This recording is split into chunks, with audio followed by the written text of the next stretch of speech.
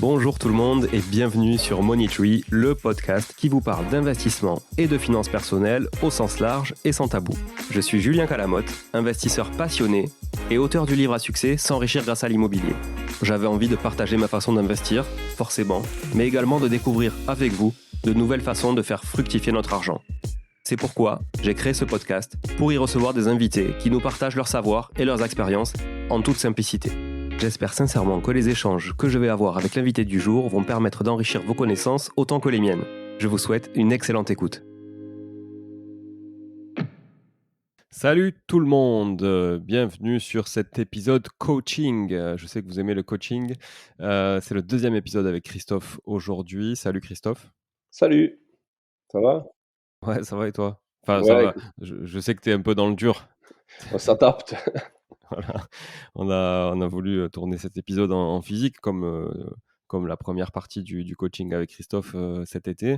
Et puis, il se trouve que Christophe est positif au Covid. Alors, on a évité de se croiser physiquement. Donc, on enregistre à la distance. Ce qui est bon, toujours plus, on va dire, moins interactif. Mais bon, c'est comme ça. Je pense que le fond sera quand même là, même si la forme en sera peut-être moins bonne qu'en physique. Pour rappel à tout le monde, on s'est vu avec Christophe cet été, au mois d'août. L'épisode a été diffusé le 25 août. C'était le hors-série numéro 1.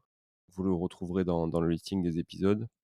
L'idée, c'était de faire un coaching en direct. Donc, Christophe est arrivé avec ses problématiques. D'ailleurs, c'était de sa propre initiative, hein. C'est lui qui m'a suggéré, il nous a contacté, il nous a suggéré de faire un épisode comme ça. Et j'ai trouvé ça super original et super sympa de coacher finalement en direct et en live. Donc, on n'avait absolument rien préparé en amont. On a tout fait en live, parlé bien 1 heure ensemble de ces problématiques. Et l'idée, c'était qu'à la fin de ce premier épisode, il puisse sortir avec un chemin surtout. Donc, on a bien défini une stratégie au départ, on a défini des objectifs, un horizon d'investissement, ce qu'il était en mesure aussi de faire, l'appétence qu'il avait, la version qu'il avait aussi pour certains types d'investissements, le temps qu'il pouvait dédier à ça, les moyens évidemment, puisqu'on parle d'investissement, donc on parle d'argent, capacité d'endettement également. Donc on a fait un bilan, je vous invite avant d'écouter cet épisode-là aujourd'hui, si vous n'avez pas écouté l'épisode du 25 août, qui a été quand même pas mal écouté, parce que c'est un format qui vous plaît beaucoup. C'est assez inédit sur le podcast en France, parce que c'est quand même, on va dire, un sujet pas évident, hein, de faire ça en live aussi. Donc il faut quand même qu'on ait un peu de recul chacun sur le sujet. Et donc, je vous invite à écouter cet épisode et je vous invite à revenir là, après écouter cette deuxième partie, puisque l'idée, c'est qu'on fasse 4 épisodes sur 1 an avec Christophe. On en fera peut-être d'autres avec d'autres investisseurs, qu'on fasse un épisode par trimestre, du coup, enfin tous les 3 mois en tout cas. Donc, le premier, on a bien défini, et aujourd'hui, c'est de faire un premier bilan intermédiaire pour savoir où tu en es, Christophe. Comment ça s'est passé? Comment finalement le premier coaching a pu aussi te faire évoluer ou non dans ta façon de rechercher, ta façon de faire, te recentrer peut-être. Donc je vais te laisser un petit peu introduire tout ça, et puis on va enchaîner sur des questions-réponses qui viendront sur le fil. Allez, comme d'habitude, on fait ça. Écoute, moi, depuis la dernière fois, bon, on va rentrer dans le vif du sujet de suite, hein. J'ai trouvé un bien, on est à la phase du compromis pour le moment. Donc, oui, qu'est-ce qui s'est passé depuis? On avait dit ensemble qu'il fallait se mettre des objectifs, à la fois en temps, en budget, en zone géographique. Et c'est ce que j'ai fait, immédiatement, à la fin du mois d'août. J'ai tout d'abord, fait, au niveau de la zone géographique parce que comme on disait dans le premier épisode, j'étais, trop dispersé, et là, c'est ce que tu m'as vraiment, invité à faire. Donc on a ciblé ensemble des villes qui me plaisaient. 1 heure autour de chez moi, hein, c'est ce que tu m'avais conseillé pour pas que ce soit trop loin. Le risque était de s'éparpiller un peu trop, parce que finalement on a recentré un peu tout ça, notamment parce que tu gères des travaux aussi un peu toi-même, et que, pour éviter trop de temps à passer dans les transports, les allers-retours, les contraintes liées à des travaux à distance. Et du coup, on a donc choisi 2 villes, Agde et Narbonne. Donc, pendant disons un bon mois, j'ai scrollé Le Bon Coin et j'ai regardé ce qui se faisait un peu pour voir un peu le marché. Et voilà, le le 1er coup de pied aux fesses que tu m'as donné, je me rappelle, ça a été, faut y aller, faut aller voir, quoi et ce que c'était la 1re étape, en fait, d'aller sur place et en effet, quand tu es sur place, quand tu es dans la ville, déjà, j'ai vu, tout de suite que, par exemple, Agde, ça collait pas parce que, c'était pas un truc qui me plaisait, c'était pas un centre-ville qui me plaisait. On voyait que c'était, vide, un peu mort.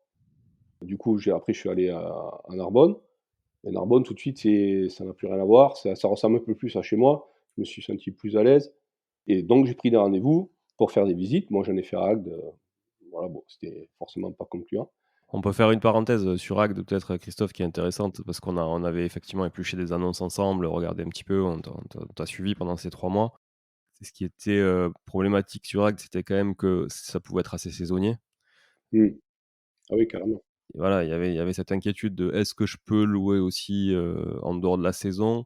Si oui, est-ce que le prix va être correct ou pas?» parce qu'en fait, c'est quand même une ville assez morte en dehors de la saison, donc du coup, il y a du choix pour se loger en dehors de la saison aussi, donc les prix peuvent peut-être être, plus faibles et ce qui nous avait fait quand même bien marrer, c'était qu'il y avait des annonces qui étaient quand même assez orientées, on va dire, pour les gens qui sont un peu libertins, et que on trouvait quand même des studios qui étaient vraiment très, très thématisés, mais on est très loin de la Love Room là, on est vraiment dans des trucs, Ouais, ouais, c'est un autre niveau. assez poussé, ouais, ouais, ouais et c'était assez marrant de voir comment les gens vendaient ce business, en fait. Ils vendaient vraiment pas l'appartement, ils vendaient le business. Donc d'ailleurs, c'était très cher, c'était basé sur un chiffre d'affaires et c'était pas du tout basé sur les prix de l'immobilier.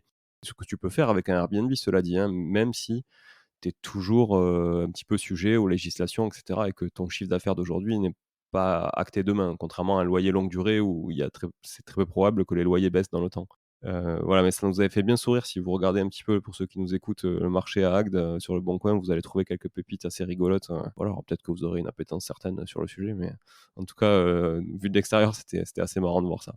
Donc Narbonne semblait, comme tu dis, plus à ta portée dans le sens où tu te projetais un peu plus, quoi, ça te correspondait un peu mieux.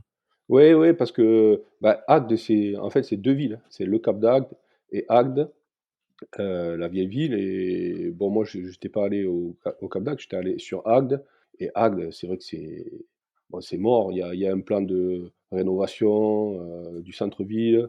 Donc bon, j'ai marché là, une matinée dans cette ville, mais il y a rien, il se passe rien, tu croises personne, voilà quoi. Ça donne pas envie, quoi. Donc je suis allé à Narbonne et Narbonne, bon, rien à voir, ça ressemble beaucoup à Montpellier, à ma ville, en version, réduite. Il y a un centre-ville, mais ça bouillonne, quoi. Il y a toujours du monde, j'y suis allé à plusieurs heures différentes, plusieurs jours différents, mais c'est toujours, il y a toujours du monde, c'est toujours vivant. Ce que tu m'as dit donc c'est va visiter donc j'ai pris toutes les annonces qui avaient l'air de sembler intéressantes. Donc j'ai visité quand même, la première fois que je suis allé, j'ai dû visiter 4 ou 5 biens. Alors je ne saurais plus te dire, mais j'ai dû y aller 3 4 fois et voilà, dès la première fois, je me suis rendu compte que ça allait pas être si simple parce qu'il y a un monde entre les annonces et quand tu te rends sur place. Alors toi, effectivement, tu dois avoir l'habitude. Mais moi, ça m'a surpris, quoi, parce que, tu vois les photos, mais quand tu arrives déjà devant l'immeuble, c'est plus la même. Des fois, même avant de rentrer, déjà tu déchantes un peu. C'est pour ça que c'est important de sortir. Ouais, voilà, c'est ce que j'ai appris là, premier truc que j'ai appris, c'est ça, il faut absolument y aller, même si ça sert à rien ou si tu as l'impression que ça le fera pas de toute façon. Parce que déjà ça et ça je l'ai vu après, c'est que ça te donne matière à comparaison. Donc des fois l'appartement il est bien, mais les communs sont tout pourris. Des fois, tout a l'air bien, mais le quartier est pourri. Et moi en plus dans la fourchette de prix que je m'étais mise, grosso modo, il y a toujours une concession à faire. Alors ça va être soit le quartier, soit la vue, soit, l'immeuble en lui-même, voilà, j'ai compris que dans chaque appartement, il y avait quelque chose qui allait pas, quoi. Et donc voilà et à chaque fois je te faisais des retours et finalement je me suis aperçu que de nouveau, je rentrais dans une routine de, finalement je regarde plus les annonces sur Le Bon Coin, mais je les regarde en vrai et j'avais l'impression que ça allait pouvoir durer des semaines ou des mois. Tu vois? Aller visiter, aller visiter, aller visiter et je me disais: «Il y a toujours un truc qui va pas». Et j'ai reçu ce fameux message que tu m'envoies, «Écoute, on doit faire le podcast et il va falloir que tu trouves quelque chose». et bon, sur le ton de la plaisanterie, bien sûr, tu me dis ça parce que j'imagine que j'avais pas le couteau sous la Ah gorge, bah mais non, fallait pas te forcer à acheter. ouais, mais ça m'a mis, mine de rien, ça m'a mis, un petit coup de pression à me dire: «Écoute, il faut», je veux pas dire s'investir un peu plus parce que je m'investis, quoi, mais va falloir y aller un peu plus ou regarder, étendre un peu plus la recherche ou y aller plus, tu vois? Mais à un moment donné, bon, j'avais visité déjà une dizaine de biens, il y a peut-être une trentaine de biens à vendre. Bon, voilà, sans compter tous ceux que déjà tu élimines, sur les annonces. Donc ouais, écoute, et beh, j'ai trouvé là, au dernier, aux dernières fois que je suis allé visiter, j'avais fait une matinée avec, 5 biens. J'en ai vu 2 bien pourris juste avant. Puis je tombe, sur cet appartement dans une rue qui était plutôt sympa. À force, je commençais à connaître les quartiers. C'était pas forcément le quartier qu'on avait ciblé, parce que c'est vrai qu'on l'a pas dit, mais en discutant ensemble avec Arthur, on avait un peu, délimité la zone. Arthur, pour ceux qui le connaissent pas, c'est un collaborateur chez Artae qui visite, à peu près une vingtaine de biens par semaine pour le compte de nos clients et cetera. Donc il a l'habitude aussi de faire, beaucoup de visites, d'être sur le terrain, d'analyser, de voir aussi quelques trucs. Donc c'est pour ça que Arthur et moi, on a coaché Christophe sur ces 3 derniers mois. Ouais, du coup, on avait, regardé des quartiers qui étaient un peu plus au nord de la ville. Du coup, ce jour-là, j'étais allé en voir 2 dans ce quartier qui était pas mal, hein, au-dessus du resto chinois. Je sais pas si tu te rappelles? Que je t'avais Très La bien. façade était pas mal, bon, c'était vraiment pas mal. On t'avait averti d'ailleurs sur, voilà, sur les normes, hygiéniques, par rapport à l'évacuation des fumées notamment, parce qu'il y a des normes, hein, là-dessus et que les restaurants, doivent, appliquer ces normes-là et souvent, en fait, on se rend compte qu'elles ne sont pas du tout aux normes, ces évacuations notamment et qu'il y a beaucoup, beaucoup d'odeurs dans ces copros parce que c'est mal évacué et moi, pour l'avoir vécu sur des procédures d'ailleurs, enfin, pour avoir vécu une procédure d'ailleurs dans une copro, franchement, après 2, 3 ans de procédure, ça rime toujours à rien et le mec est pas aux normes, le service d'hygiène vient, mais il peut rien faire parce qu'en fait, il y a qu'un juge qui peut l'ordonner. Bon, enfin, c'est toujours la même chose, c'est toujours assez compliqué dès que ça part en justice, ça devient vite très long. Donc voilà, même si le mec est pas aux normes et qu'il est pas dans son droit, bah, il a le droit d'y rester finalement lui, quelques années. Donc faut faire très attention à ça parce que moi j'ai dû revendre un appartement à cause de ça, justement dans cette copro. J'en avais 2 dans cette copro. J'ai gardé celui qui était au dernier étage parce qu'il était pas trop impacté, mais celui qui était juste au-dessus de la restauration, en l'occurrence des cuisines du resto, c'était inimaginable de pouvoir y rester plus d'une semaine dans l'appart. Tout le textile, les draps, le matelas et cetera puait le graillou comme on dit chez nous, quoi, tu sais, l'huile de friture, quoi. C'était vraiment ça puait et ça, c'est dangereux parce qu'en fait, nous, les locataires, ils restaient 3 mois, ils se barraient. Il y avait trop de turnover, c'était trop, trop chronophage pour nous à gérer donc attention, parenthèse en tout cas là-dessus, bon là, c'était un resto asiatique mais ça peut être n'importe quoi comme un type de resto et faites juste gaffe sur les normes, quoi. Ouais, tout à fait, et puis c'était un peu le cas parce que, bah, même l'agent m'en a parlé. Il m'a dit, «Il y a des gens qui s'en sont plaints qu'il y avait des odeurs». Alors moi, je lui ai dit: «Des odeurs dehors là?» Il m'a dit: «Non, non, vraiment dans les appartements». Donc bon, moi j'y suis allé à midi, ouais, c'était juste avant midi, donc je me suis dit: «Je vais voir un peu». Bon, j'ai rien senti.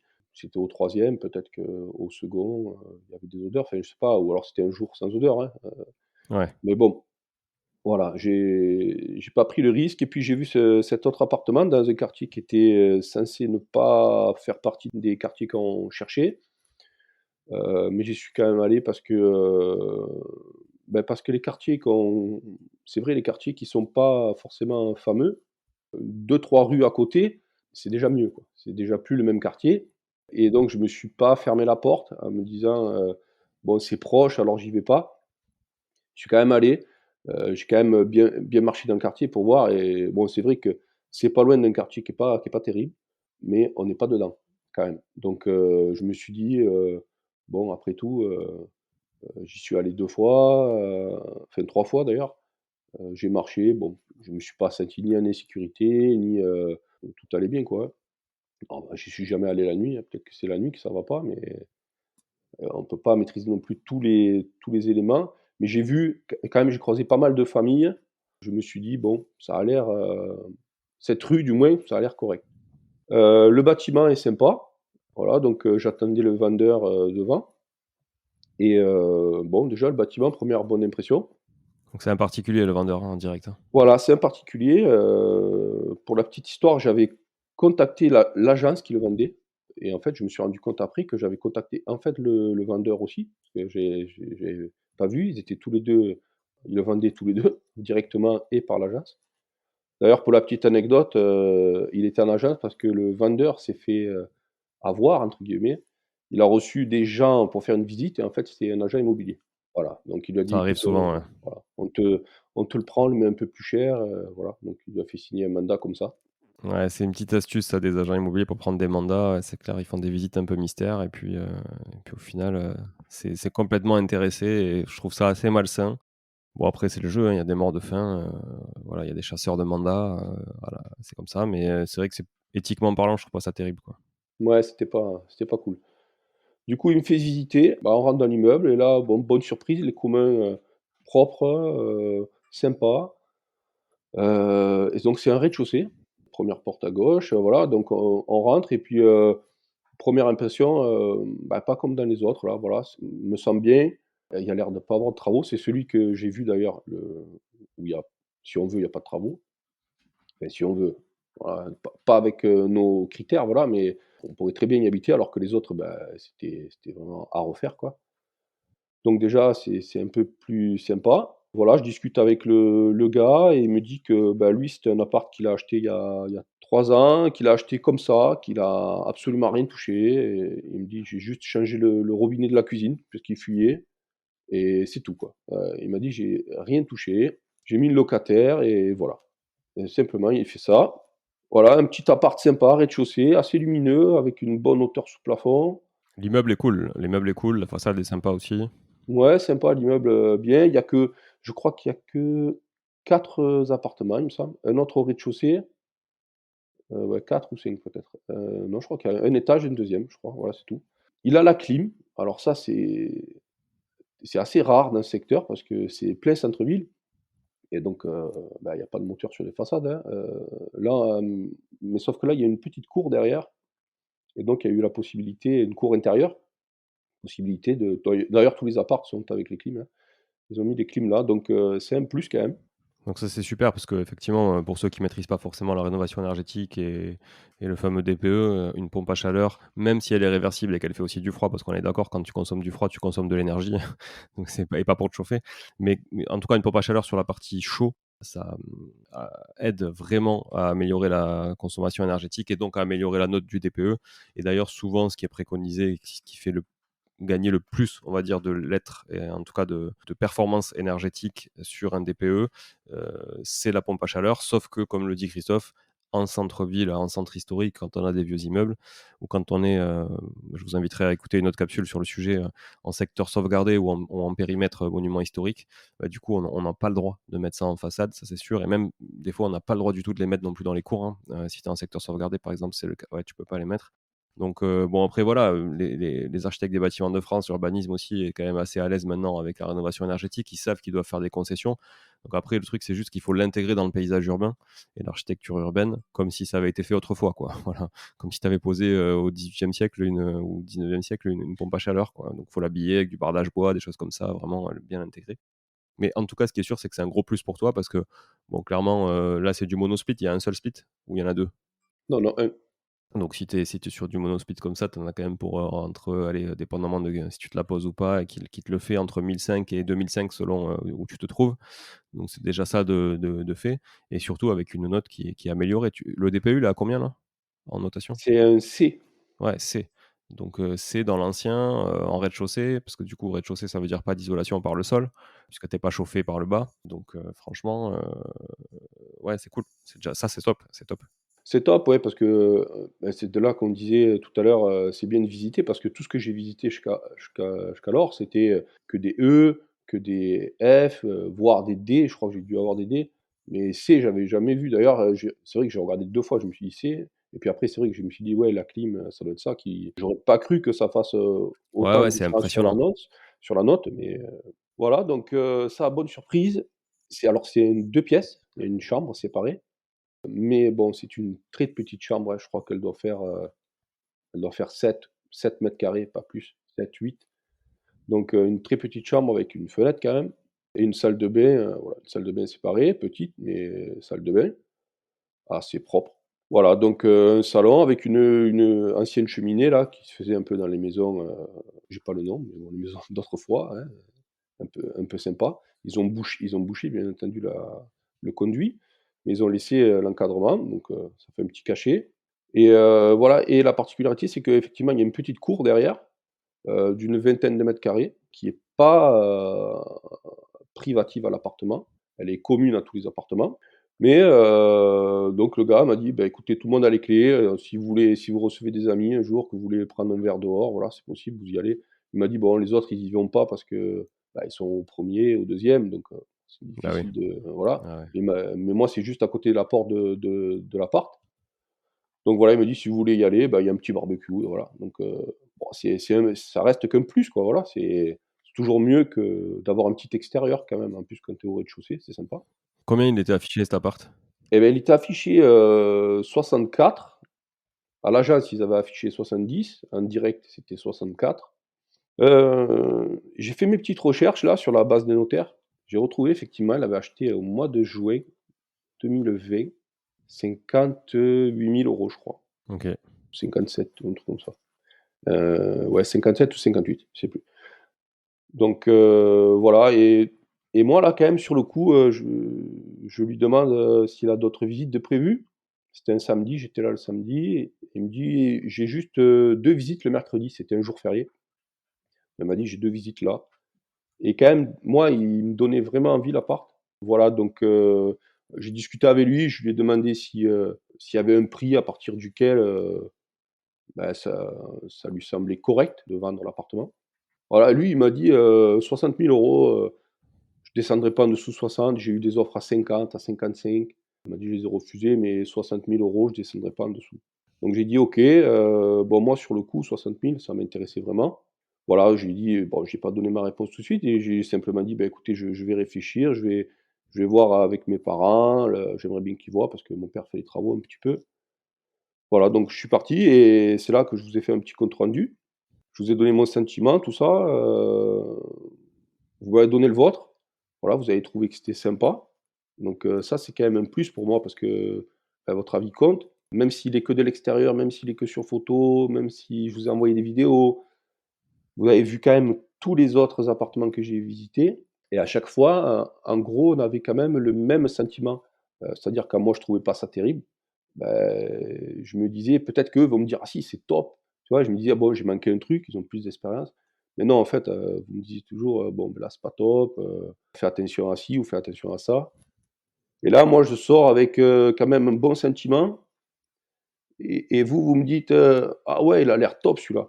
Et donc la première fois, vous me dites ça, moi, la première fois que je ressens ça, je me dis quand même, «Bon, tu as l'air d'avoir le bon sentiment sur le bien». Et voilà, ça me rassure, c'est ce que j'avais besoin aussi, hein. Quand tu as quelqu'un, voilà, surtout, comme toi, comme Arthur, qui est du métier, qui s'y connaissent et qui vous donne, j'allais dire, l'aval, mais voilà, ça rassure. Mais, toi, effectivement, je me rappelle, de ces échanges, bon, c'est vrai que sur la vidéo, les images, c'était vraiment chouette. Enfin, vraiment, je pense que c'était un bel appart par rapport à tout ce qu'on avait vu ailleurs, comme tu disais, enfin avant, ce que tu avais vu avant, que tu nous avais partagé. Et je me rappelle, donc effectivement des discussions qu'on avait eues et toi, tu voulais à la sortie faire une offre à 62 000, Ouais, 62, mais je savais pas, tu vois, que le mec t'avait dit qu'il était prêt à lâcher à 60, mais cette information, tu l'avais eu avant ou après ça? ouais, non, non, j'avais eu cette information. Il m'avait dit que grosso modo à 60 000 €, il descendrait pas en dessous, voilà. Et en fait, pour tout te dire, moi déjà à 64, je trouvais que c'était bien. Voilà, je sais pas, j'étais rassuré par rapport à ce que j'avais C'est vu quoi le d'autre. montant du loyer que d'ailleurs tu envisages là? Bah, en fait, je sais pas. Lui, il m'a dit qu'il louait 500 € par mois, plus, 10 de charges, je crois qu'il y a. Ouais. Parce qu'il y a 220 € je crois à l'année de charges. Bon, 500 € par mois, ça me paraissait, beaucoup. Alors je sais pas s'il m'a menti ou pas. Bon, c'est un gars que je sens honnête, hein, voilà. Mais, dans tout ce que j'ai vu moi comme appart, bon c'est rare les apparts à 500 € quand même, hein. Bon celui-ci, est meublé, il était meublé, hein, comme il était, donc c'est un peu plus cher, en effet. Mais bon, je sais pas, moi je l'aurais dit 450, bon voilà, hein, de ce que j'avais vu dans les locs, dans les annonces de loc, mais bon, voilà. Donc je m'étais dit moi à la loc, un appart comme ça, je l'aurais mis, je sais pas 480, En l'état ou en faisant les travaux? en l'état, non, en l'état. entre 450, j'aurais dit 450, 480 maximum. Mais bon, lui, il me dit 500, donc pourquoi pas? Et donc, oui, alors, il me dit 60. Alors en fait, ce qui m'a un peu inquiété, moi, c'est les visites qui allaient arriver le mercredi. Alors c'est vrai, c'est pas vrai, ça je le saurai jamais, mais je suis obligé d'en tenir compte.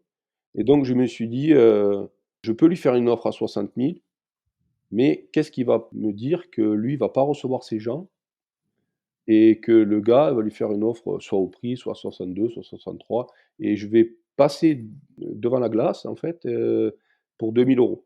Et c'est de là que je me suis dit, que je t'ai dit: «Écoute, est-ce que je lui ferais pas une proposition un peu supérieure à 60 000 pour lui dire, bah, écoutez, moi je fais un effort, vous m'avez dit que vous voulez 60 000, je vous donne un peu plus, mais vous recevez pas les gens, que vous devez recevoir et on se met d'accord maintenant et puis voilà». Et je voulais faire 62 et c'est toi qui m'as dit: «Bah, écoute, fais 61».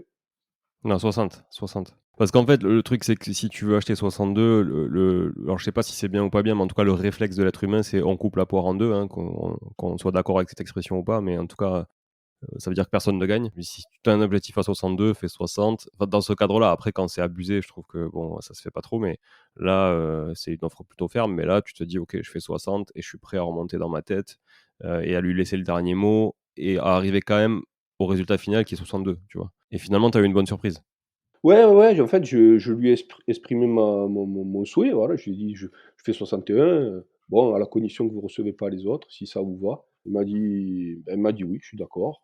Voilà, il m'a dit: «Vous avez l'air honnête, voilà, je vous fais confiance» et puis voilà. Donc il a accepté 61, donc bah, j'étais plutôt content. C'est toi qui as fait 61. Je pensais que tu avais fait 60 et qu'il était remonté à 61. Non, OK. en fait, j'ai tendu la main, si tu veux. Au lieu de dire: «Je fais 60», il va me dire, 61 peut-être. Tu vois? Je voulais pas rentrer dans une négociation comme ça. Je me suis dit: «Beh, écoute, je suis pas à 1 000 € près finalement». Enfin, sur 25 ans, hein, entendons-nous bien parce que 1 000 € ça fait mal. Mais, je me suis dit: «Tiens, je vais lui montrer qu'il m'a dit 60, je vais lui dire 61 en lui disant, bah, vous, votre effort, c'est de pas d'arrêter les visites, quoi». Et ben, il a compris et donc finalement ça allait à tout le monde. Bon, le fait est qu'effectivement, au final, tu as gagné 1 000 € par rapport à ce que tu voulais faire au départ, donc ça, c'est cool. OK. Qu'est-ce que tu prévois maintenant dans cet appart?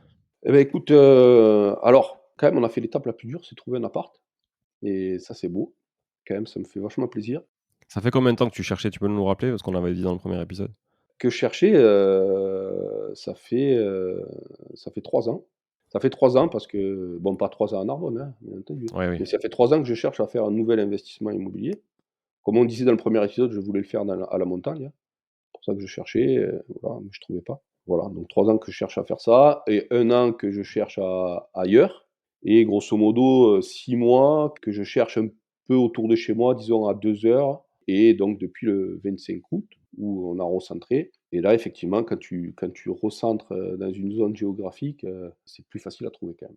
Bah, il vaut mieux être, hyper expert à l'extrême d'un secteur qui est petit, mais que tu maîtrises parfaitement et sur lequel tu vas pouvoir être hyper agile, hyper actif, prendre des décisions plus simples, que s'éparpiller partout en essayant d'appréhender des marchés que tu maîtriseras jamais parce que tu es pas assez présent, tu vois? Ou tu peux pas y passer assez de temps, et c'est assez complexe. À moins évidemment de se faire accompagner par des entreprises ou des prestataires qui sont sur place et qui maîtrisent le sujet à ta place, bah, comme nous on fait chez Artae pour nos clients, mais c'est une autre optique. Voilà, tout le monde n'a pas envie de déléguer à 100 le sujet. Donc là, en l'occurrence, toi, tu avais envie de faire et de gérer derrière aussi. Donc il faut que ce soit près de chez toi et ça, c'est clair que c'était, pour moi, indéniable et c'est un point s'il y a un point qu'on doit retenir là de cet épisode, c'est vraiment bien connaître son secteur en local.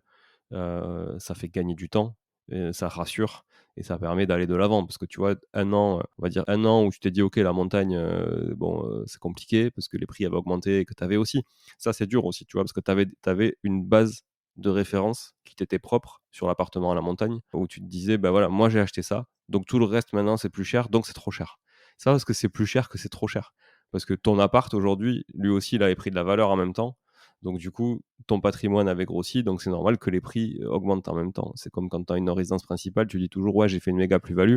Ouais, mais si c'est pour racheter une résidence principale dans le même temps, bah, en fait, tu vas repayer plus cher aussi au mètre carré, 10 ans après que 10 ans avant et ça, c'est dur, je trouve, pour un investisseur, tu vois, de se dire: «Je vais acheter plus cher que ce que j'ai déjà acheté dans la même rue». Ou dans le même immeuble des fois. Moi, ça m'est arrivé d'acheter dans le même immeuble plus cher au mètre carré que l'immeuble que l'appart que j'avais acheté 2 ans avant. Mais c'est normal, parce que si je le fais pas, quelqu'un va le faire à ma place de toute façon. Oui et puis avec le temps, je m'aperçois que, j'ai eu des opportunités dans la même résidence à la montagne, 15 000 € plus cher et finalement, ça aurait été rentable, largement rentable, même 15 000 € de plus. Mais voilà, tu te dis, c'est n'importe quoi, 15 000 € de plus l'appart, en 1 an, c'est pas normal. Mais en fait si, c'était normal parce que c'était le marché de l'époque, c'était comme ça et ça aurait été rentable. Bah, c'est sûr, j'aurais gagné moins, mais j'aurais gagné quand même autant. Enfin, j'aurais gagné encore. Et d'ailleurs, même là, tu as le bon réflexe, je trouve, quand le vendeur te dit, enfin, que tu vois que le vendeur l'a acheté 58 il y a 3 ans. Toi, tu te dis: «Bah, je suis prêt à l'acheter 62». Tu aurais pu dire: «Attends, il a payé 58, il y a pas moyen que je lui achète, tu vois, plus cher, ça fait que 3 ans» et cetera. Au final, bon, ça fait lui, il fait quoi? Moins de 7 de plus-value, sachant qu'en plus, lui, il a payé 58, net vendeur, donc tu sais pas s'il y avait une agence ou pas et en plus, il y a les frais de notaire et autres, donc au final, il a payé bien plus cher que 62. Donc là, il perd de l'argent. Alors, il a récupéré du capital, sûrement des loyers, et cetera. Enfin, peu importe s'il avait financé ou pas, mais en tout cas, il a soit touché des loyers, soit remboursé du capital via ses locataires. Donc, c'est pas un sujet. Il a pas perdu d'argent. Mais le fait est que il vend moins cher qu'il a acheté, hein, parce que tout frais inclus, il perd de l'argent. Voilà. Mais c'est pas parce qu'un gars a acheté moins cher que toi, même 6 mois avant, qu'il peut pas, tu vois, que tu peux pas acheter à un prix donné si ça correspond à ton projet. Là, si tu me dis que tu refais un coup de rafraîchissement, tu loues 500 balles, bon, ben, finalement, 500, ça te fait 6 000 € de loyer par an. Tu es à 10% de rendement brut, ce qui est largement correct. Aujourd'hui, avec des taux à 4,5, bon, ben, je pense que voilà, c'est correct pour être sûrement en autofinancement ou quelque chose où tu vas être. Je sais pas si tu as fait les calculs déjà, mais. Ouais, j'ai appelé la banque. Vendredi, je l'ai eu. Elle m'a fait un 1er jet, enfin un 1er jet, non, un truc, un jet normal, j'allais dire. Elle me sort ça à 4,38 et ça fait une mensualité de 450 € je crois. Ouais, pas plus. 448 ou exactement. Avec combien d'apport? Avec 8 000 € d'apport. OK. Alors 8 000 € d'apport, elle prend en charge les frais de notaire, elle, de son côté. Elle les inclut dans le prêt et un peu de rénovation. Une enveloppe de je crois que j'ai fait 7 000 je crois ou 8 000 de travaux. Ouais, donc tu es à 61 fois, on va dire 10% de frais à peu près. Donc ça fait 67 000. Plus, tu as dit 10 000 € de travaux? 8? Plus 8 de travaux. 8. Ouais, donc tu es à 75 000 de projet au global, quoi. À peu près, ouais. Ouais. Moins 8 000, donc elle te prête 67 000 sur 25 ans, c'est ça? 20. Elle m'a dit 20 qu'il ne ans. pouvait pas aller au-delà de 20 au Ouais, vu mais locatif. c'est pas mal parce que si la mensualité à 20 effectivement, te convient bien et que tu es en autofinancement ou en léger effort d'épargne, si tu dois payer un petit peu de quote-part de taxes foncières, tu vois? Ou de charges et cetera. Voilà, mais en tout cas, le cœur de l'enrichissement, il est pas là, il est dans le capital que de toute façon qui va être remboursé grâce au loyer et aux chiffres que tu vas percevoir. Moi, je trouve que c'est pas mal de le faire sur 20 parce que tu capitalises beaucoup plus vite et donc tu rembourses quand même, moins d'intérêts sur le long terme, ça coûte moins cher. Donc ça veut dire que si tu revends à 10 ans, tu t'auras capitalisé beaucoup plus que sur un prêt à 25 ans et c'est là que tu vas voir la différence aussi, tu vois? Oui. Non, 20 ans, ça me va bien. Le seul truc, c'est j'aurais aimé 50 € de moins la mensualité, pour être honnête. En discutant avec la banquière, soi-disant, j'ai déjà le meilleur taux. Donc bon. Franchement, c'est pas dégueulasse. Elle m'a dit qu'il y avait 3 grilles, hein, chez eux. 3 grilles selon l'annonciation du client et il y avait, 4,58, 4,48, 4,38. Voilà. Comme j'étais un client bien pour eux apparemment, j'avais droit à 4,38 qui était le meilleur taux à l'heure actuelle. Donc bon, j'ai pas fait d'autres banques pour le moment. Je peux quand même, jeter un œil à ce qui se fait à droite ou à gauche. Mais de ce que j'ai quand même entendu, on doit être quand même dans la fourchette qui se fait à l'heure actuelle. Oui, oui, non, franchement, c'est pas très déconnant, il me semble, et puis, de toute façon, 50 pour gagner 50 €, il va falloir gagner quand même pas mal et c'est impossible. C'est pas avec le taux que tu vas Faut gagner gagner 50 5 000 €. € je crois à peu près. Donc c'est elle qui me disait: «Bah, vous avez qu'à mettre 5 000 € d'apport supplémentaire». Bon après, je suis pas sûr que ce soit ce que j'ai envie de faire. Voilà, alors après, peut-être que, j'ai dit 8 000 de travaux, il y en aura peut-être moins au final parce que j'ai pris 8 000 parce que je sais pas encore là, c'est les questions qui m'arrivent maintenant une fois que j'ai trouvé l'appartement, c'est que, les nouvelles questions sont, qu'est-ce que je fais? Du nu, du meublé, de la longue durée ou de la courte durée? Parce qu'au final, cet appartement, il se prête un peu à tout, enfin, de ce que j'ai vu moi et il peut être, bah, il y a la clim et c'est quand même, un truc, hyper bien à Narbonne parce qu'il y a pas la clim dans tous les appartements, ce que j'ai vu sur Airbnb. Donc c'est quand même sympa. Mais après en longue durée, voilà, tu as le fait d'être un peu plus tranquille, d'avoir moins de trucs à gérer. Voilà, donc pour l'instant, j'ai encore, j'ai cette problématique-là, j'ai pas encore tranché. de quel type d'exploitation je vais choisir. Alors ce qui me dérange un peu dans ma façon de penser, c'est que tu as toujours l'appât du gain, parce que, faut pas se cacher que quand tu vas vers du Airbnb, c'est pour ça, hein. Il y a que ça. Enfin si, le deuxième truc, c'est éventuellement d'avoir un mauvais locataire. Voilà, d'éviter ça, avoir un locataire qui te paie pas. Donc tu as ces 2 et puis après tu as la tranquillité dans la location longue durée, de se dire, bon, beh, ça tourne tout seul. Quand ça se passe bien, ça tourne tout seul, tu as pas à y réfléchir, ça se rembourse et on se revoit dans 10 ans, quoi. En gros, c'est ça. Et voilà, donc j'avoue que là, pour l'instant, je sais pas trop et la solution la plus simple, ça serait de la location longue durée nue, parce que j'aurais quasiment juste quelques petits travaux à faire. Alors, en parlant des travaux, j'aimerais changer la cuisine, quoi qu'il arrive, le sol et après il faut que je retouche, bah, les peintures bien entendu, et tous les petits travaux qu'il y a à faire. Un peu la salle de bain, il faudra sûrement changer le bac à douche, un meuble de salle de bain, donc voilà des petits travaux, qui sont pas très onéreux, mais qui mettraient en valeur, quand même le bien de meilleure façon. Et voilà et après si on met un meublé, beh, forcément, bah, ça va augmenter un peu plus, l'enveloppe, le budget travaux ameublement, quoi. Ouais, mais tu vas louer, plus cher et surtout, je vois pas comment tu pourrais faire du nul en l'occurrence, tout de suite parce que, tu pas de gros parc immobilier où tu peux faire du gros déficit foncier. Donc, c'est pas avec le peu de travaux que tu vas faire là que tu vas créer de la charge.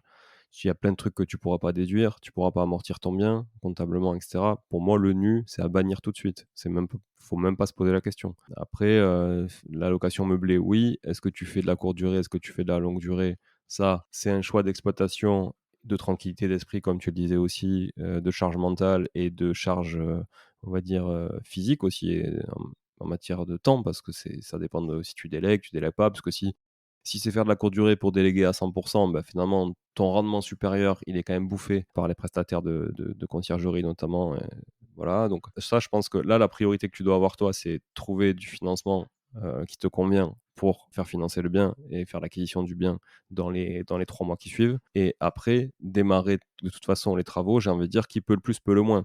Je pense que si tu fais un rafraîchissement ou des travaux, il faut que tu les fasses dans l'optique de te dire: «Peut-être qu'un jour je mettrai de la courte durée». Parce qu'il faut que tu sois agile. Et si tu fais un bien pour de la courte durée, tu le fais, il correspondra à n'importe quelle demande derrière. Par contre, si tu fais un truc un peu trop cheap pour la location longue durée, il se peut que sur le marché de la location courte durée, il ne fonctionne pas parce que la concurrence soit quand même plus qualitative. Moi, je dis prévois-le pour la location courte durée, quoi qu'il en soit. Tu vois, si tu dois changer une cuisine, mets une belle cuisine art taille intérieure comme on sait faire et va pas chez Ikea ou chez Leroy Merlin. Non, mais Ils en font des jolis aussi, mais bon, a priori, d'après tes premières vidéos, elles ont l'air vraiment sympas. Non, elles sont cool et puis surtout elles sont très quali. Non, elles sont très quali, mais je ferai un épisode sur le sujet, sur la les cuisines qu'on propose, à nos clients. Mais en tout cas, mets un truc quali qui se démarque un petit peu du reste. Ça ne pourra être que bénéfique sur la location courte durée comme sur la location longue durée. Voilà. Donc franchement, ne lésine pas sur la réno pour moi, je pense. Surtout si tu veux louer sur la tranche haute du marché. Parce que peut-être que lui, il te disait: «OK, il loue 500», toi tu y crois pas trop, mais finalement tu seras peut-être surpris que tu l'auras peut-être plus cher, en fait. Parce que si tu as un produit exceptionnel que personne d'autre n'a, ça peut passer. Tu as la clim, tu as la pompe à chaleur, donc ça consomme moins pour le chauffage aussi, l'hiver. Il y a cet extérieur qui certes n'est pas à toi, tu as même pas la jouissance exclusive, mais au final, dans les faits, c'est pas un mec qui est à l'étage qui va aller, en profiter. Donc toi, tu es là, tu es au rez-de-chaussée, l'immeuble est sympa, les parties communes franchement sont cool. Je pense que tu peux tirer ton épingle du jeu. Ouais, il y a aussi quand même la notion des charges de copro qui sont vraiment faibles, quoi. Il y a que 220 € je crois, à l'année et quand même dans tous les autres apparts que j'ai vus, on était au moins à 500 ou 600 €. Donc forcément un loyer, tu peux faire un loyer un petit peu plus cher si tu as pas forcément des charges de copro énormes. Tu peux le gagner un peu là, je pense, hein. Mais c'est sûr que si tu as 80 € de charges, tu peux pas faire un loyer à 500 plus 80 € de charges. Alors ça dépend comment tu traites les charges, parce qu'il y a plusieurs écoles. Les charges, moi, je les traite toujours de manière forfaitaire. Donc en fait, je me prends pas la tête avec les charges. Je pense qu'il y a trop de gens qui se prennent la tête avec les charges, mais ça pourrait être on pourrait en faire un épisode d'ailleurs, tu vois? Je pense que j'en ferai une capsule. En fait, en meublé, tu as 2 choix. Soit tu as des charges au réel, soit tu forfaitises tes charges.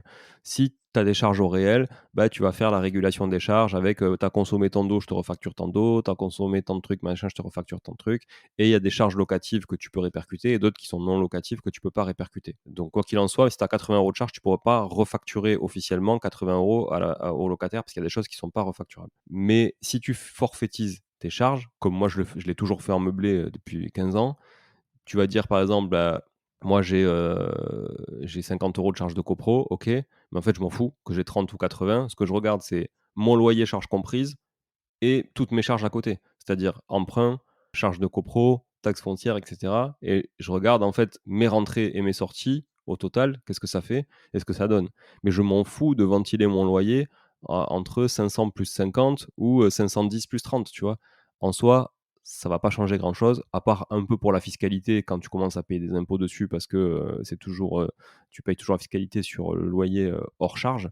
Donc c'est vachement important pour le nu surtout, parce que et c'est pour ça que c'est régulé sur le nu. Mais en meublé, comme la fiscalité, elle est quand même très avantageuse, en fait, c'est pas les 10-20 € de charges par mois qui vont faire la différence sur 10 ans de fiscalité, quoi. Donc en fait, tu forfaitises. Et il y a aussi un truc, c'est qu'en nu, les gens restent longtemps. Donc c'est facile de leur réviser, enfin de leur régulariser les charges tous les ans.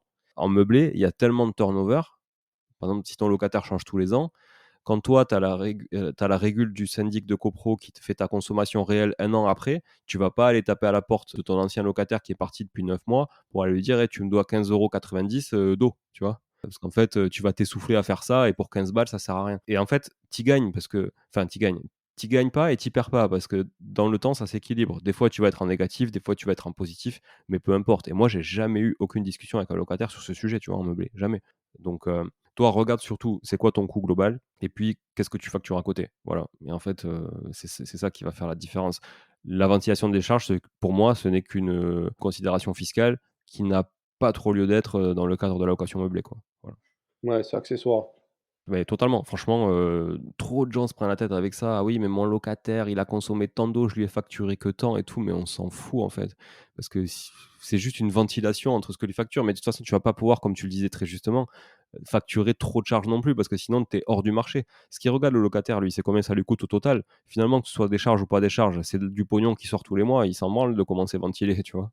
C'est ça, ouais. Lui, il voit le loyer, charges comprises, quoi. Bah oui, lui, il voit le pognon qui sort tous les mois et qui va sur ton compte à toi surtout, tu vois? Ouais, c'est ça. Oui, donc on va faire les rénaux là parce que, ouais, je il faut le mettre vraiment propre. J'aimerais bien refaire le sol parce que ça donnera un autre cachet. Voilà, la cuisine, l'électroménager, bon, bien entendu et voilà et puis après le mettre à la loc. Alors le mettre à la loc, voilà, comme on disait, hein, soit je vais tenter d'emblée du Airbnb parce que, tu vois, je me disais: «Peut-être je vais prendre un petit différé de peut-être 6 mois».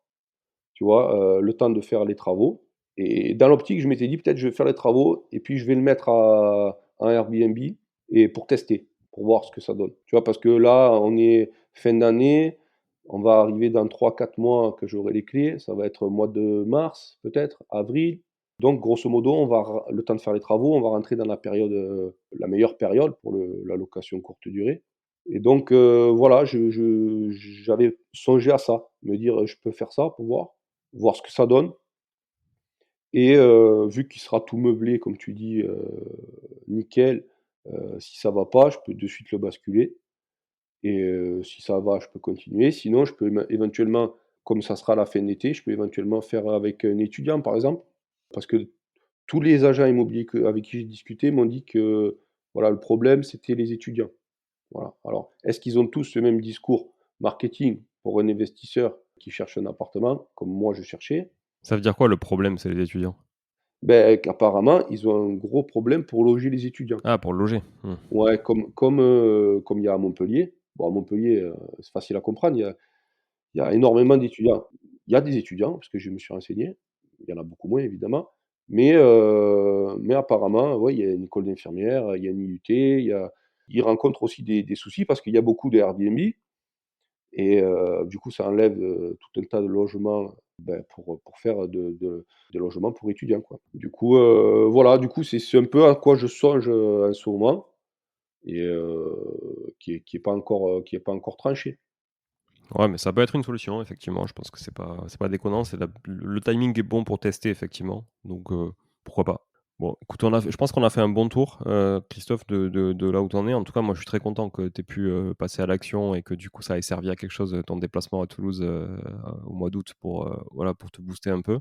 Ça, c'est très Ouais, chouette. ouais, puis c'est factuel, quoi. Vraiment, bah, je suis venu, je t'avais dit que j'avais envie, et voilà et puis, c'est vrai que dans la vie, c'est souvent tu le dis, il faut avoir du réseau, mais le réseau, ça a tout un tas de significations.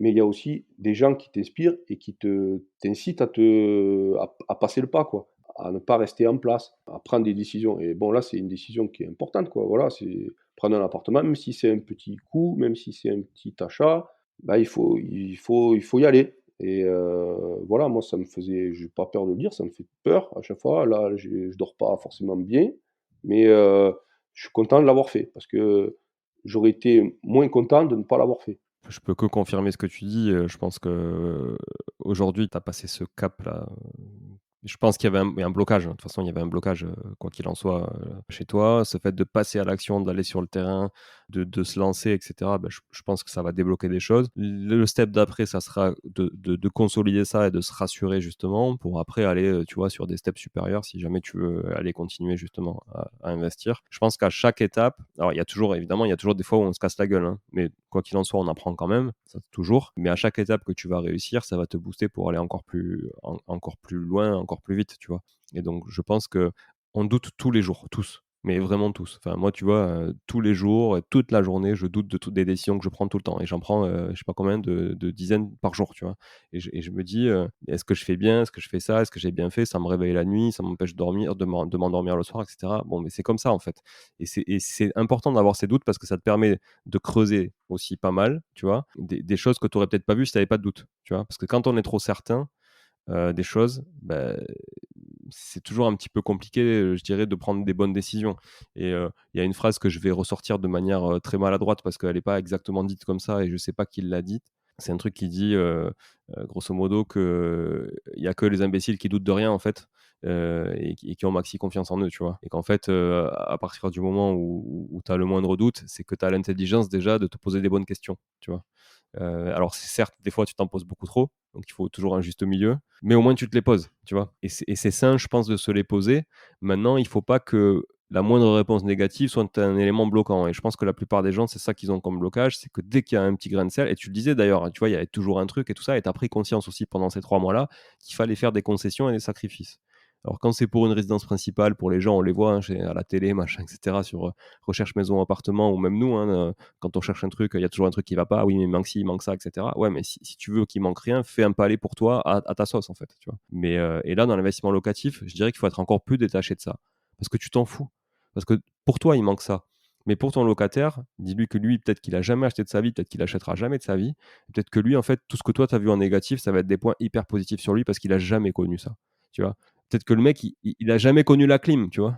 C'est vrai et c'est pour ça que je visite avec mes parents. C'est rigolo, mais je fais toujours ça parce que, si tu veux, eux, quand ils rentrent quelque part, ils disent: «Ah non, non, non, là, ça c'est pas bon». Non, là, on ressort tout de suite et là, quand je suis rentré avec eux, ils m'ont dit: «Ah ouais, là, c'est bien». Alors là, je me suis dit: «Bon, là, ça va» parce que ils ont vu comme moi, ils ont vu comme toi et donc ça m'a rassuré parce que, effectivement, en plus, ils ont un peu plus de mal que nous à se projeter dans un truc, une fois les rénovations faites. Ouais. Donc quand ils sont dans un endroit qui est pas beau, qui est pas propre, qui est gris, ils ont du mal à se dire: «Ah oui, mais avec de la peinture, avec ci, avec ça va être un peu plus joli». Du coup, ils se disent: «Non, tu vas pas mettre quelqu'un là-dedans», voilà, tu vois? Ah ouais. Next, on passe au suivant. Donc là, quand on est rentré, bon, alors d'ailleurs, même mon père, pour la petite histoire, il me dit: «Ah mais c'est bon, on n'a rien à faire là, cette fois, il y a juste, tout va bien», tu vois? Alors que bon, Mais c'est ça, tu vois, je trouve qui est difficile à appréhender pour la plupart des gens. C'est que d'un côté, quand il y a trop de choses, ils disent c'est impossible. Et d'un côté, quand nous, on voit qu'il y a des choses à faire pour justement louer un peu plus cher sur le marché, pour mettre au goût du jour, et cetera, ben, eux, en fait, ils se satisferaient de ça parce que ça leur convient, tu vois. ah carrément, ouais. Il m'a dit: «Non, mais là, c'est bon, cette fois, ça va être cool, il y aura rien à faire». Quand je lui ai dit: «Non, mais attends, il va falloir changer la cuisine», mais il m'a dit: «Mais tu rigoles, elle est bien». Ah, c'est vrai qu'elle est bien, mais je dis pas: «Regarde, On a ouvert un tiroir, l'étagère, elle était toute tordue, elle est décollée, Tu les tiroirs qui claquent, hein, tu as pas voilà, il y en a d'amortisseur, tu aucun qui ouais, arrive à s'ouvrir ou se fermer comme il faut. ouais. Et il dit: «Ah mais c'est rien, je vais te le régler», tout ça, tu sais? Mais bon, effectivement, on peut pas mettre des gens dans des apparts comme ça, quoi. En investissant un petit peu, on fera quelque chose de beaucoup plus qualitatif, quoi. Bon, bah, nickel. Écoute, moi, ce que je te propose, c'est de te donner, bah, évidemment, bah, nous, on continue à te suivre sur la partie financement et tout, donc tu nous alimentes là-dessus, bah, sur les différentes étapes. Là, l'idée, c'est qu'on se refasse un point dans 3 mois. Dans 3 mois, si tout va bien, tu as ton financement et cetera, tu auras acheté et si tu as acheté, bah, du coup, c'est là que tu vas démarrer tes travaux et donc on fera un point, avant le démarrage des travaux, peut-être ce sera intéressant ou pendant les travaux d'ailleurs et puis après l'acquisition donc voilà, tu nous diras où tu en es justement, financement, si ça fait différé, pas différé, dépendamment de la période aussi, comment tu vas louer, courte durée, pas courte durée et puis surtout les travaux que tu auras définis d'ici là, quoi. Parce que tu auras dû anticiper quand même pas mal de choses, hein. Pour démarrer les travaux pile poil, le lendemain de ou le jour même de l'acquisition, il faut que tu aies anticipé quand même pas mal de trucs, que tu aies prévu les plannings, que tu aies aussi acheté les matériaux si besoin, voilà. Ouais, ouais, ça je m'y suis mis déjà un petit peu pour regarder ce qui me plairait, voilà, la partie déco, c'est et aménagement intérieur, c'est un métier aussi, hein, qui est pas le mien, mais bon, Ouais, heureusement, on a de quoi un peu regarder, à la fois dans les magasins, sur internet, un peu, qu'est-ce qui nous plaît, qu'est-ce qui nous plaît pas. Mais ouais, je suis là-dedans. En ce moment, c'est ce que je fais. J'essaie de voir, de me projeter. c'est cool. Moi, je trouve que c'est le moment un peu grisant, tu vois? Parce que finalement, une fois que ton bien, il sera terminé, que tu auras un locataire dedans et qu'il va tourner, la seule question que tu vas avoir à te poser, en dehors du fait qu'il paye ton loyer, mais ça après, franchement, une fois qu'il a payé 2 mois, tu te la poses plus la question, c'est: «OK, c'est quoi le prochain, quoi? C'est quand et c'est quoi? Et c'est comment?» Tu vois? Ouais, c'est ce qui remplit nos journées après, voilà et Bah, ouais. c'est vrai que quand tu as mis un pied là-dedans, je sais pas si au bout d'un moment sinon faut trouver un autre loisir ou une autre, passion, quelque chose qui nous anime, mais c'est vrai que c'est sympa, quoi. Là, tu vois, d'aller visiter Narbonne, tu vois, j'ai pris ma copine, j'ai pris mes parents, on est allés, on a promené, on a regardé l'architecture, enfin, c'est pas que, l'immobilier, c'est pas que mettre un locataire, tu prends toute ta famille là-dedans, tout le monde en profite, Bah, tu du patrimoine, donc tu crées de la valeur, de la richesse pour toi-même, pour ta famille, pour, ouais, pour les tiens, quoi. C'est pas que des chiffres, du cash flow à gogo, des machins, de «je veux arrêter de bosser» et compagnie. Non, c'est de la création de patrimoine avant tout et donc c'est important. Bon, en tout cas, merci pour cet échange, Christophe. Merci encore à tous aussi d'avoir été là, d'avoir assisté à cette, 2e étape du coaching avec Christophe. Alors c'est beaucoup moins coaching que le premier épisode parce que c'est le premier en fait, hein, c'est au début que les blocages sont importants. Après, une fois que ça roule, c'est que de la rassurance. C'est plus du déblocage, mais c'est plus pour se rassurer. Donc là, on va quand même suivre évidemment le projet jusqu'au bout. Voilà. Donc exceptionnellement, on diffuse ça le dimanche à la place d'une capsule, mais il y a quand même pas mal de sujets de capsule à l'intérieur, donc ça m'a permis aussi d'avoir quelques idées pour de futures capsules. Et voilà. Donc j'espère que ce mode coaching vous plaît. N'hésitez pas à nous faire des retours, soit à Christophe, soit à nous directement aussi sur les réseaux sociaux ou peu importe comment, avec des pigeons voyageurs si vous le souhaitez. Et puis, je vous dis à très vite sur le podcast Money Tree. Ciao, ciao.